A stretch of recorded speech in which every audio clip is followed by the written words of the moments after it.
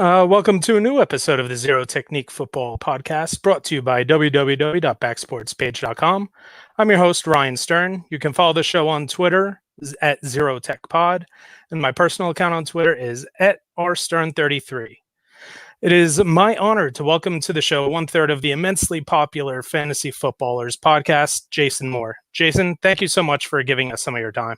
Yeah, happy to be here. Always love guesting on other podcasts when time allows, and just sharing with the world. First off, I hope you and your family are well and have been well throughout these crazy past few months.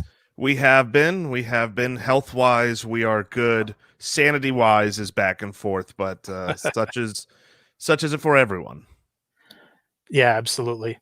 Let's go right to the beginning. What was the most difficult part about making the decision to become a full-time podcaster / fantasy football analyst? Oh man, what was the most difficult part? There wasn't really, as far as making the decision. I don't think there was a difficult part because the decision did not come. It basically came at a time where Mike and Andy were already doing just a podcast for themselves, for ourselves, for our league. And then they were going to shift to be more public facing and open. And, it came at a time in all three of our lives where we had the time, needed the outlet, wanted that to be, an option as an avenue for a career.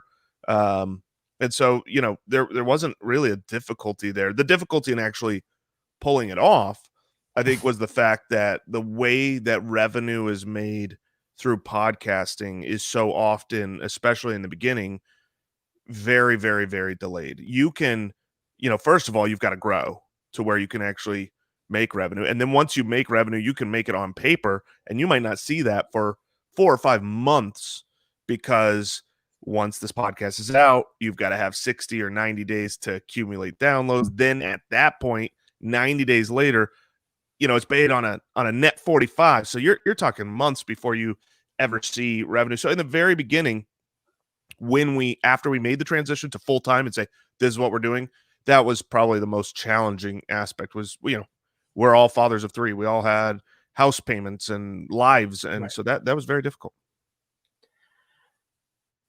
So the main product that the fantasy footballers produce outside of the podcast is the Ultimate Draft Kit, which is now available at ultimatedraftkit.com.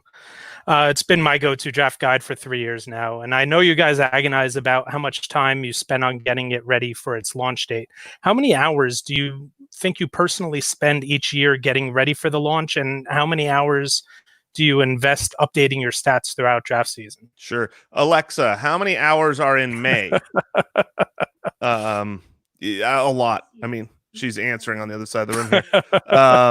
Yeah, I mean, pretty much we're working on it before the draft, but we can't get into the heavy lift of statting players out, writing the descriptions on every player and those type of things, because so much changes, and we feel like it would be wiser and have better accuracy to wait and see what teams tell us what their actions are doing. So that means the month of May, since we try to launch in June and the draft is at the end of April, is entirely here's a look behind the scenes. So we've had this product for many years, and because of the uncertainty of 2020, we were questioning, like, I wonder if we could release it a little bit earlier for people.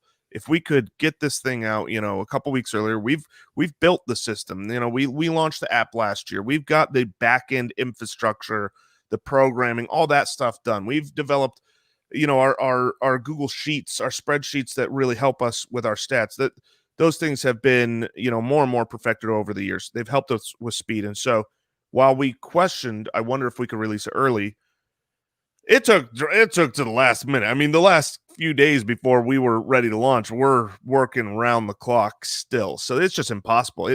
You can't fake the amount of time that does go into it. And how about the hours that you guys put into, because the UDK is live and you do live updates. How much time a day do you spend into tweaking stats that you've already put so much time into? I would say that, when it comes to the Ultimate Draft Kit, we shift our focus once it's released and up. We shift our primary purpose back to the show and to creating good content. The not just the show, but the totality of the fantasy footballers, not just the ultimate draft kit. But in preparing, we spend most of our hours preparing for the shows, doing those things. In doing that, we are in essence working on the ultimate draft kit because our opinions are updated. We Right. find a new stat that says, oh, I don't think Mark Ingram is going to be as low as I've got him. Then we'll go back and update the ultimate draft kit. So it's kind of like, how long does it take me to do that update on the ultimate draft kit? It takes me 5 minutes. But how much time goes into coming to that 5 minute action is full-time work. I mean, this is our full-time job and has been for 6 years now. So it's what we're doing morning, noon, and night every day. And it's our passion and we love it. So yeah, it's a hard question to really nail down how much time we work on the ultimate draft kit once it's released. So before becoming a fantasy football analyst yourself, who was the analyst that you admired the most? Oh, that's a good question. Beforehand, I think if there was a podcast that I listened to, and there was a handful that maybe I would turn on from time to time, but I would guess that the primary one would have been the CBS one, Jamie Eisenberg, and and Adam, and the team over there has always been gracious and great, and I think that they've done a good job over the years of being real. And so I mean, I think there's a lot of great options, but prior to becoming an analyst, if I had to name one, that would be it. So I know that one of the ones that obviously a lot of people look at is Matthew Berry, and I was at the 2018 live show in New York where Matthew Berry sort of, I guess, I don't know how you guys were able to keep that a secret, but Matthew Berry came and he did a segment and he introduced you guys. He's sort of known as this czar of fantasy football because he gets to use his platform on the worldwide leader in sports. How did that come about? Yeah, I mean, this fantasy football would not be what it is today if it wasn't for Matthew Berry. His ability to take leadership of the industry before most all of us got into the industry and grow the game itself is not well known enough. And I'm sure people like us in the industry know, but the casual fans, the people who listen, they just might think, well, he's got the platform on ESPN, but he did so much beforehand to help grow the industry, and we've always had a great relationship with him. As far as how that came about to have him in, we tried to have someone from each city that meant something to that city kind of introduce us to the show. And through the years, as we've grown, we've had a great relationship with Matthew Berry. Very cordial in all things. And it was fun to be a surprise. I think that was, because nobody knew he was going to introduce us. And I believe on that night it was raining, if my memory is correct. And Yep. I remember we had to sneak him in through a back hallway, but the hallway was actually came out through the front. So it was like, well, how do you? And so I think we used the umbrellas to kind of sneak him in. And then, that was a fun time. And it's funny to look back years later and think about, some of the discussions in the green room at that show that have yielded fruit in other avenues, other areas for, many different people. So another thing that we share in common is a background in musical theater. So I mean, I was a sax player for shows in high school and college. But how do you think your theater background helps you with your podcast persona?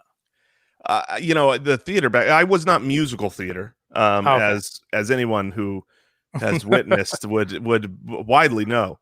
No, I was just a theater acting and directing major, but basically performing and performance and, Right. and whether it was drama or comedy. I think that prepared me quite a bit. I mean, my real I had a couple different avenues on the acting side as a background, but the one that really took roots and became a direction for me was comedy improv, be it sketch comedy or improvisation. And that, when I first came on the show back in the day, I remember we all had our strong suits when we were first entering in. And I remember coming to the table thinking that what I added primarily to the show, this was before we ever had an episode, was comedy. That was my goal, was to bring levity to the show that is actually funny. So I guess it's no big secret that you, Mike, and Andy have a very special friendship that had been going on for years prior to the show's birth. How important is the friendship that the three of you had built before the podcast began to the success of the podcast? It's a secret sauce that, I mean, I guess it's not secret, but it's special. It's a special sauce because, you talk about when we were skyrocketing, it was always like, man, someone's going to come and do this, and we've heard hundreds of people who have said, they've listened to us, they were inspired, they started a podcast because of what we did. But I think one of the special, yeah, hand raised. I think one of the special things that you can't replicate from our show, easily at least, is the fact that the three of us knew each other for a decade prior to entering into this. The three of us had worked together as employees and co-workers. The three of us had been friends and played in a flag football league. The three of us had gone through ups and downs. The three of us are like-minded in our both in our lives. Like, we all had 3 kids. We all had similar motivations, and across the board, it really helps a lot, both on air and off, because off we don't have fights. We have at all. Like we've never, I can't think of any moment in the 6 years working together where we've had a serious disagreement, because we're all very like-minded and we have the same goals and the same directions. Nobody here is greedy and fighting against other people who have a difference of opinion. So that's very helpful. And then when it comes to on air, I think just knowing each other so much, knowing each other's sense of humor, knowing where we're going and what our thoughts are, most of the discussions we have on air, we've already had. You know what I mean? Like we're chatting this stuff up, and sometimes we're like, okay, we got to stop, save it for the show. So it just gives us a little bit of charisma that works well, and the added the added benefit that we are usually in a studio together. A lot of people who have popped up shows after us and said, oh, we were motivated.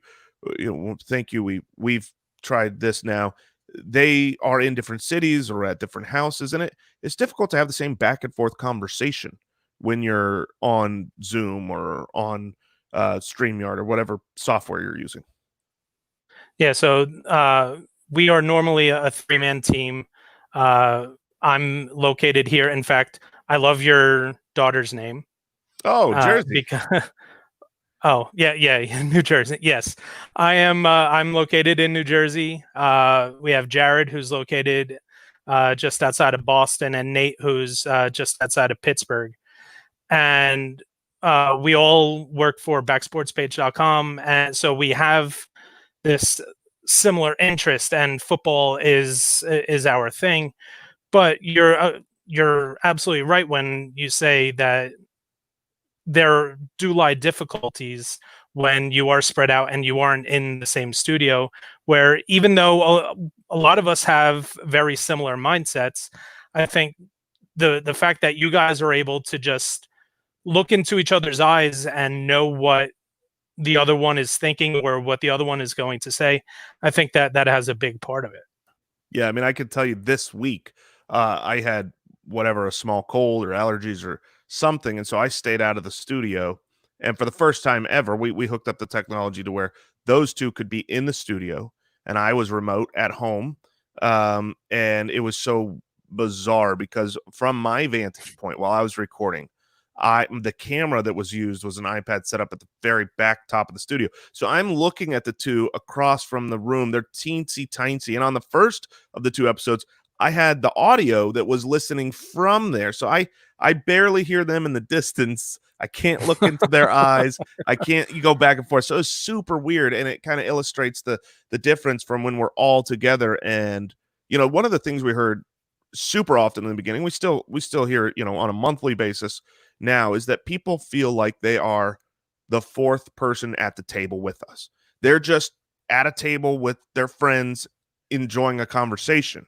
And I think that that's one of those in-person things that can't easily be replicated. We had for a couple months been all remote. That was a little easier than Right. one remote, two in studio. But when we're all remote, it worked and it was fine. And then the first time we got back in the studio and recorded together was like, oh, this is such a better show. This is just such, you can have so much more fun in person.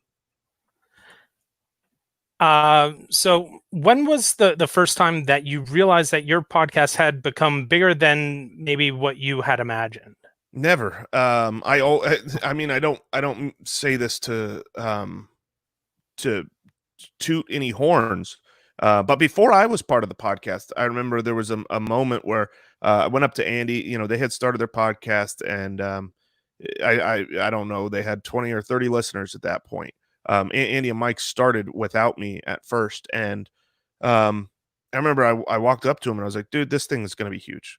He goes, "Oh, really? You think this could be? You think this could be big?" And I go, "No, no, no. You didn't hear me. This is going to be huge."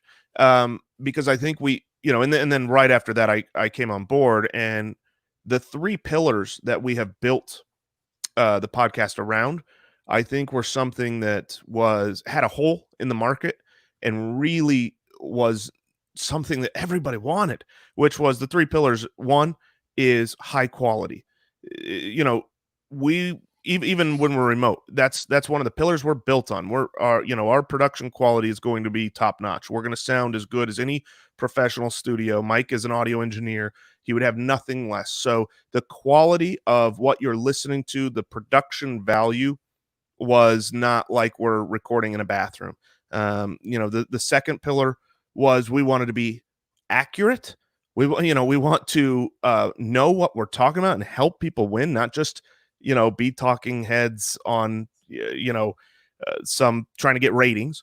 But the third was entertaining, and I feel like you could find 2/3 of that little trifecta when we started. In any you could find an entertaining and accurate show that maybe didn't have a great production quality, or you could find good production quality on an accurate show that was not entertaining, or you could find an entertaining high production value show that would not help you win championships. And when we came, I think that was one of our specialties. Is we wanted to look, fantasy football's for fun. If this isn't we are an entertainment show first, but we also know what the heck we're talking about. So those things all helped out. When did you realize that you knew enough about fantasy football to be able to put your product out there for sale and that people would buy it? Well, personally, not as a brand. As a brand, obviously, it was before we started. Personally, I felt confident in my analysis about 6 months after I started. So that I didn't come on thinking, that I had opinions that needed to be heated. It wasn't until working at it full time for at least half a year that I felt like I could even validate my own opinions to where I believed fully that that what I'm saying is backed up and wise enough advice.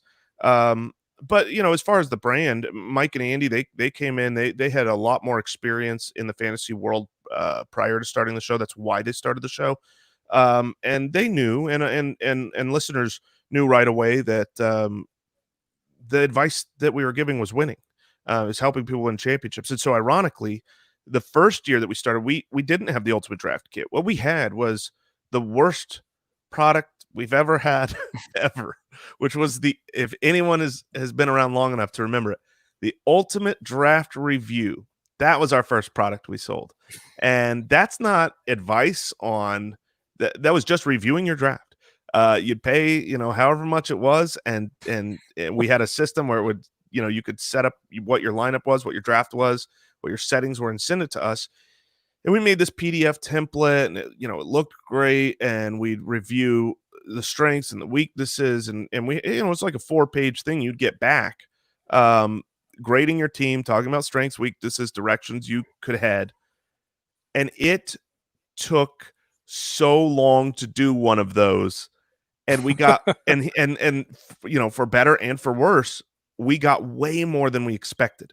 Everyone wanted to buy one of these, and let them know, whether it was they all just want to know how good I did, or whether it was genuinely like, what should I do from here? Whatever it was, it sold like gangbusters, to the point where when sales were coming through at one point in time, because of how much work each one took, hours and hours, it was like, oh no.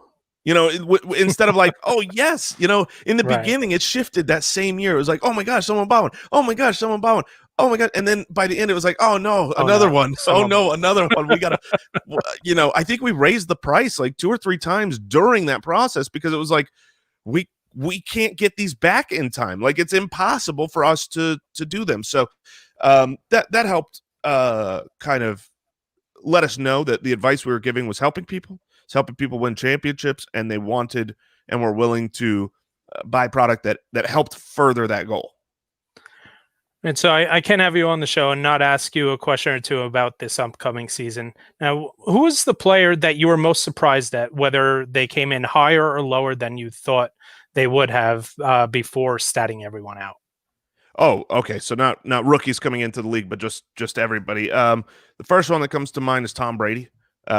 He was extremely high when I finished. I had him at quarterback 5, and I was like, whoa. The last several years I've been, pretty much anti Tom Brady from fantasy perspective. And this year it was just, when the stats fell where they fell, I was really, really surprised. And I've tempered that a little bit. Took a look again. I think I was a little too tight end heavy on their teams. When you talk about OJ Howard and Cameron Brate side. But that was the first one that popped when I finished, and was like, goodness. And on the flip side, Ryan Tannehill. I left last season. If you listen to the show at the end of last season, I was the one saying I'm going to be all in on Ryan Tannehill this year. And then I finished my rankings, and I'm like, man, Ryan Tannehill's like quarterback 23. And he was quarterback 3 or something since he took over. He was fantastic. He was so good. And so I knew I was going to be all in on him. But when I, put research and pen to paper, I don't, that was not where he landed. And that's one of the nice things about statting everybody out and putting in that work in the month of May, is things go against our own opinion. They challenge ourselves from the work we do, and it tends to yield more accurate results. And selfishly, I do have a question about my personal keeper league. Oh, let's hear it. It's a 12-team PPR IDP league. Okay. So there are 24 rounds in our draft. I had drafted Michael Thomas his rookie year in the 18th round. So right now he will be a 14th rounder for me. I'm going to go ahead and keep that one. That's and I do have the 101 where I will be taking Christian McCaffrey. Okay. You've got Michael Thomas and CMC to start your roster. So I need 2 of these 3 to round out my keepers. A similar situation with Odell Beckham Jr. He would be a 12th rounder, Miles Sanders in the 6th, and Mark Andrews in the 18th. Oh man, that's tough. So you need 2 of those 3? 2 of those 3, yeah. Well, they're obviously all great values. OBJ in the 12th is great. Sanders in the 6th is great. Andrews in, what'd you say, 13th? 18th. Even greater. Man, that is. So it's really difficult to not take Michael Thomas, CMC, OBJ, and Miles Sanders. Starting a lineup with 2 great running backs and 2 great wide receivers is so tempting. And I see by the fact that Michael Thomas is still a 14th rounder that, if you were to keep Odell Beckham and he turns out to, look, he is the Odell Beckham everyone thought he was going to be coming in last year, and he's a superstar, then the following year you're going to be able to keep him for an 11th or something. Right. That being Yeah, said, it would be two. No, it's now 2 rounds, okay, round jump. so So 10. That being said, yeah, Mandrews in the 18th is, I mean, you're getting an absolute free top tight end who's super young, who you could also keep for a long time. Sanders is in to me. Miles Sanders is in the 6th. So it's between Odell Beckham and Mark Andrews. Because in a 4 keeper, I imagine most of the top talent is going to be kept. Am I right or wrong yeah, there? yeah. According to You're your league? right. The only thing is that anyone who was drafted in the first round cannot be kept. Got it. So if the top end talent is taken, I look at Odell Beckham and I look at Andrews and I say those are incredible values. And Sanders is not nearly as good a value in the 6th, but the 6th is not a 6th rounder. The 6th is not going to see guys who are going off the board in ADP at round 6. That's Right. probably more like a 10th round pick, if you've got 4 rounds of players gone. So that's where I'm keeping the running back. So then when you go between OBJ and Andrews, I know that this could be bad advice, but personally, if this was my own team, I would take Andrews. I believe he is a stud and will be talked about in the same tier as Kelsey and Kittle at the end of this season. And so if I can have that in the 18th and OBJ once again gets injured or once again disappoints, it'll be an easy call. Of course, like I said, OBJ comes back and he's dominant. I look like a fool. You look like a fool. So it's ultimately your decision, but that's how I would lean. I would go Sanders and Andrews. All right, now you guys end some of your podcasts and your footcast with a rapid round. So I have a little bit of a rapid round for you. Let's go. All right, who is the most athletic fantasy footballer? Rapid round. I begrudgingly say Andy. Favorite fantasy footballers generated nickname? Favorite nickname would be Darnell Anderson. The nickname for Daryl Henderson, because it's so stupid and it's not a nickname. It's just another human's name. It's fine because I cannot hear the song "Carry On, My Wayward Son" without saying "Carry On." I mean, it means Carry On Johnson. Right. Yeah. Favorite show drop? The Song of Fire and Ice, if that counts. What is your go-to emoji? Go-to emoji would probably be a thumbs up. That's kind of my check mark, my Roger, my I got it, my we're good. I give a lot of little. It's lazy. It's like I don't want to type words. Thumbs up. We're good. Who is your favorite non-football athlete of all time? Non-football athlete of all time. Who would have to be a Phoenix Sun, and then of that, man, that's a tough list. I might say Dan Marley. Look go Dan Marley. Also Beatles on or the list. Stones? Oh. Also on the list would be Charles Barkley and Wesley Person, believe it or not. Okay. Beatles or Stones? I'll take the Yeah. Beatles, but I don't like or know much classic rock, so it would shock you. It would disgust you to say, like, if you were to say right now, name 3 songs from each one of those artists. I'm going to put myself on the spot here. I'm going to name 3 songs from each of those artists. Yellow Submarine. And I'm done. For them both. For both. I mean, I know more Beatles songs. I know that. Like, there's a million that I know. And I'm sure I know plenty of Stones songs, but that's just not my cup of tea. If Brooks was on here, he could probably go like 30 deep on each. And finally, and this is probably the most important question. Favorite non-churro Disney snack? Oh, man. Non-churro Disney snack. Because we all know the churros are the best. For sure. They are the best. And I think most people would say Dole Whip. That won't be my answer. It's good, but it's overrated. The best, and I don't care what you say. For me, this is a snack. So I count this towards my own answer. It's definitely the little red train cart corn dog on Main Street that is unbelievable. And that's a snack. Absolutely. Jason, I absolutely can't thank you enough for giving us so much of your time today. If you want to give out any plugs, go right ahead. Yeah, I mean, the fantasyfootballers.com. You can find everything. You can find the ultimate draft kit. You can, I don't know if we link to our Spitballers pod, but we've got another podcast. If you're just bored and need more, it's just an entertainment podcast. We don't talk any sports. We just talk nonsense. But yeah, fantasy footballers and Spitballers are good times. So in fact, right before you go, me and two of my friends actually recreate each one of your Spitballers drafts after each of the shows. Nice. We're all three of us love them, and it's something that keeps us going on Mondays. Who do you find your personal taste lies with? Because the three of us, we kind of make up that. One of the special things about the three of us is we fit together, you know, just so perfectly to where when you look at the demographics of all people, it's kind of like, or the opinions of all people, we each have a slice, and so we cover a wide range. Who do you end up siding with? The food ones are you. I mean, of course. And the others are split between you and Mike. I don't find myself siding with Andy all that often on the draft stuff. Yeah, those are fun. I mean, just such nonsense. What a stupid show the Spitballers but is. It's great. It's great. But it's great. Yeah. All right, Jason. Once again, thank you for giving us so much of your time today. Absolutely. Yeah, so that was Jason Moore, fantasyfootballers.com.